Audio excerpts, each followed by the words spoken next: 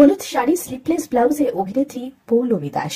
মিত্তির বাড়ি ধারাবাহিকের অভিনেত্রী পৌলমী দাস আজ ছাদনাতলা যাচ্ছেন। সকাল সকাল হয়ে গেল তার গায়ে হলুদের অনুষ্ঠান। খোলা চুল, হলুদ রঙের শাড়িতে নজর কাড়লেন গায়ে হলুদের অনুষ্ঠানে অভিনেত্রী। পরিবার প্রিয়জনদের মাঝে বেশ ফুরফুরে মেজাজেই দেখা গেল পৌলমীকে। হলুদ রঙের শাড়ি, স্লিপলেস ব্লাউজ, খোলা চুল, চোখে রোদ্দুরের চশমা, মানানসই গয়নায় সেজে উঠেছিলেন গায়ে হলুদের জন্য অভিনেত্রী পৌলমী।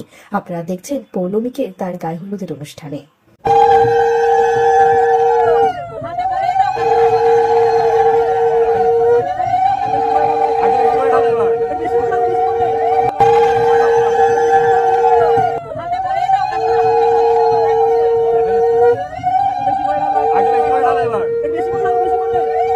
পৌলমীর জন্য রইল আমাদের তরফ থেকে অনেক শুভেচ্ছা, অনেক শুভকামনা।